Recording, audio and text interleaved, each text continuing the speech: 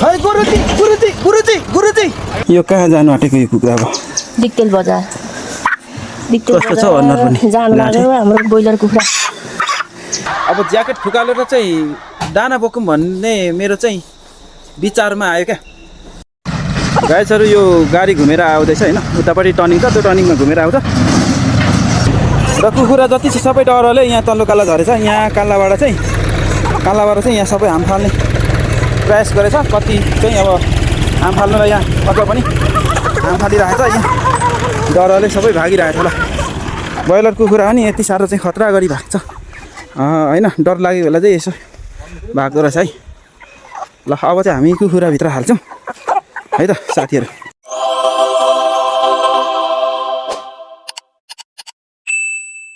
Hello नमस्ते सबैजनामा नमस्ते आज पनि हामी कुखुरा बजारसम्म लाने तर्खरमा छौँ र यहाँनिर चाहिँ हाम्रो यतिजना परिवार छ र यतिजना हाम्रो परिवार सँगसँगै हामी कुखुरा लानेछौँ अनि कुखुरा निकाल्नेछौँ र यी दुईटा छ र यी दुईटाले कुखुरा निकाल्छ अनि यता चाहिँ हाम्रो यहाँ देख्न सक्नुहुन्छ यो टक्कसँगले चाहिँ मैले चारो राख्नुलाई चाहिँ तयारी बनाइसकेको छु र यहाँनिर टनेल पनि ओछ्याइसकेको छु र यस्तो छ हैन पहिलाको चारो चाहिँ यति मात्रै रहेको छ गाइजहरु र अहिले चाहिँ यो कुखुराको खोरतिरै जाउँ होला हैन र कुखुराको खोर भनेको चाहिँ यतापट्टि छ हैन र यस्तो छ है ल अब चाहिँ यो कुखुरा खोरतिर चाहिँ जाउँ है त ल फाइनली म चाहिँ यहाँ कुखुरा खोरमा आइसकेको छु र यहाँ चाहिँ हाम्रो यो एक खोर कुखुरा यो कुखुराहरु चाहिँ आज लानुपर्ने छ र हाम्रो कुखुरा लिनुलाई चाहिँ चारो लिएर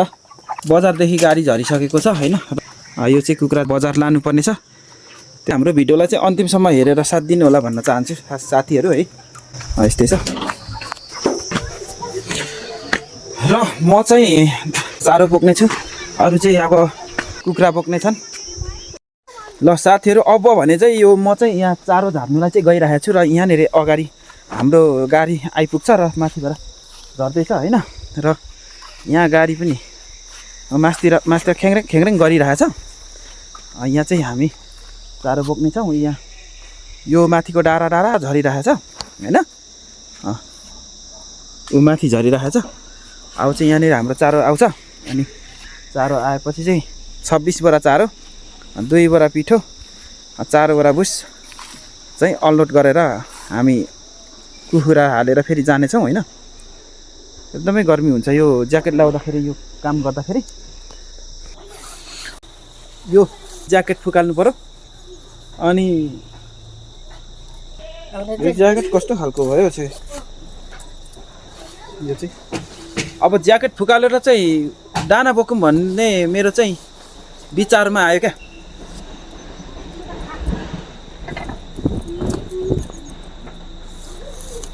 त्यो यहाँ चाहिँ यसलाई यहाँ राख्ने अब यो फेरि यो लाउने ल यस्तो खालको लाउने हो चट्टासँगले अब चाहिँ स्ट्रङ हुनु पर्यो नि त चारो बोक्नुलाई स्ट्रङ हुनु पर्यो नि त स्ट्रङ हुनु पर्यो नि त चारो हो बोक्नुलाई चाहिँ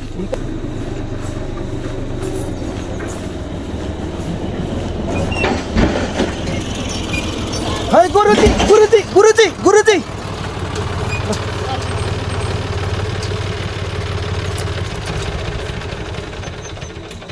आज त भरि पठाइदिएछ त त्यसका बाजे चारो त भरिरहेछ त चारो त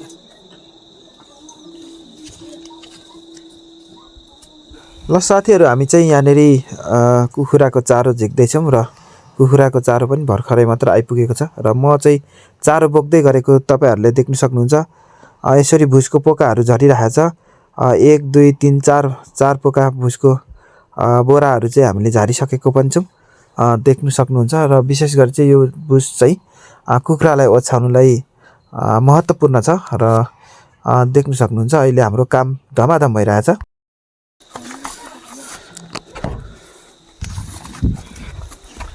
ल गाइजहरु हामी चाहिँ यहाँनेर अहिले यतापट्टिबाट जम्मा 36 बराबर अनलोड गर्नुपर्ने हुन्छ ल यसै गरी हामी चाहिँ काम धमाधम गरिरहेका छौं र चारोहरू अनलोड गर्ने भुसहरू अनलोड गर्ने काम गरिरहेका छौँ र हाम्रो भिडियोलाई चाहिँ के कस्तो लाग्छ आजको भिडियो मन परेमा लाइक कमेन्ट सेयर सब्सक्राइबहरू पनि गरेर छोड्नु होला भन्न चाहन्छु है त। तपाईहरुले विशेष गरी मेरो भिडियो हेरेर साथ दिनुहुन्छ भन्ने पूर्ण विश्वासका साथ मैले भिडियो अपलोड गर्नेछु र तपाईहरु भने चाहिँ अन्तिमसम्म हेरेर साथ दिनु होला भन्न चाहन्छु है त। ल साथीहरु यो चाहिँ चारो चाहिँ 50 किलोको हुन्छ है र म चाहिँ कोठाभित्रै प्रवेश गरिसकेको छु। ल साथीहरु म चाहिँ यहाँनेरि जम्मा 5 बोरा अनलोड गरिसकेको छु र यतापट्टि राख्नुपर्ने हुन्छ। जम्मा जम्मी 26 बोरा थियो। हाम्रो पुरानो चारो चाहिँ यतापट्टि छ हैन र यो भुसहरू आयो जम्मा 4 बोरा छ भुसहरू उतापट्टि एउटा देखिराख्नु भएको छ यस्तै छ र हामीसँग अब चाहिँ 21 बोरा रहेको देखिन्छ चारो चाहिँ। ए ट्र्याक्टर भरि छ है। कुखुरा बोक्नु पाइयो कुखुरा बोक्नु पाइयो है।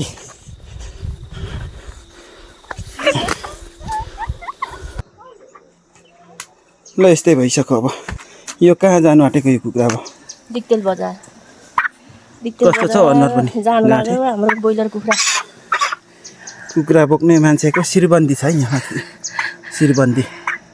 ल शिरबन्दी छ यहाँ ल सादीको।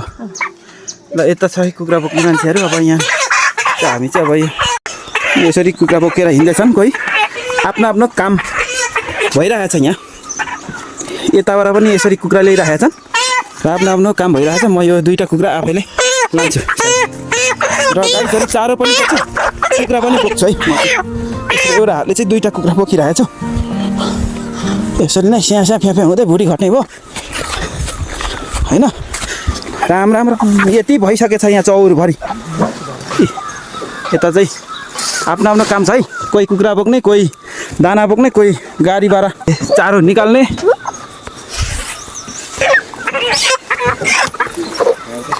कस्तो छ बोक्नु कस्तो गरौँ छ कि हल्नु छ। अहिले चाहिँ यहाँनिर हरियो बोरा निस्के हरियो बोरा चाहिँ यो 3 नम्बरको।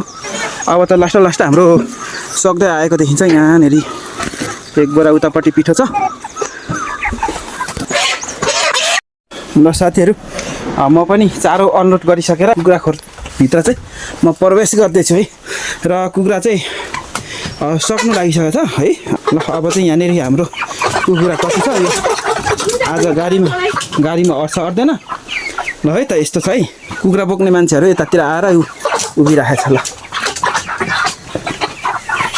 है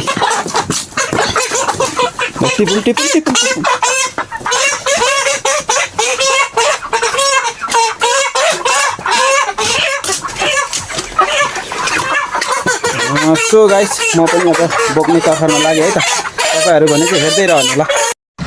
गाइसहरू यो गाडी घुमेर आउँदैछ हैन उतापट्टि टर्निङ छ त्यो टर्निङमा घुमेर आउँछ र कुखुरा जति छ सबै डरले यहाँ तल्लो काला झरेछ। यहाँ कालाबाट चाहिँ यहाँ सबै हाम फाल्ने प्रयास गरेछ। कति चाहिँ अब हाम फाल्नु र यहाँ अझ पनि हाम फालिरहेको छ। यहाँ डरले सबै भागिरहेको छ। ल ब्रोइलर कुखुरा पनि यति साह्रो चाहिँ खतरा गरी भएको छ हैन। डर लागेको बेला चाहिँ यसो भाग्दो रहेछ है।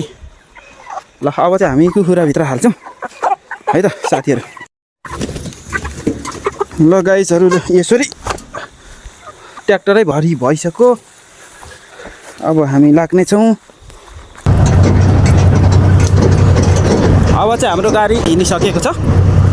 कुखुरा एकदम भरि देख्नु भएको छ। यहाँ चाहिँ पार्टेसन चित्र लगेर गइरहेको छु। यता यो बाटो छोडेर गयो है अगाडिको बाटो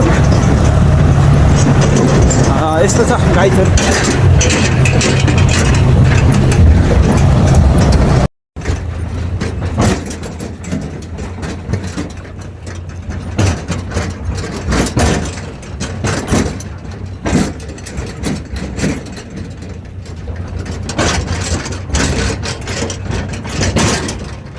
त्यसका बाद अहिले चाहिँ हामी यहाँ कटिङ खोरमा पुगिसकेको छौँ र यो मेरो भाइ उमेशले चाहिँ ठाउँ बनाउँदै गरेको छ र यहाँ अब जोग्नेछौँ। र फेरि यसपालि नयाँ काटा चाहिँ ल्याउनु सफल भएछ नि पायो त चित्र यता ल्याएर ल है त। हामी खाँदैछौँ भने है रेड बुल ओरिजिनल खाएकै हो त डुप्लिकेट ओरिजिनल खाउन खानु चाहिँ होइन गुलियो नै छ जे भए पनि यतापट्टिको अरूको कुखुरा रहेछ अब मेरो चाहिँ यतापट्टि आयो आज नयाँ चित्र पनि आएको छ नयाँ चित्रले चाहिँ आजदेखि बेरुङ भन्ने होइन त बटारिँदैन कि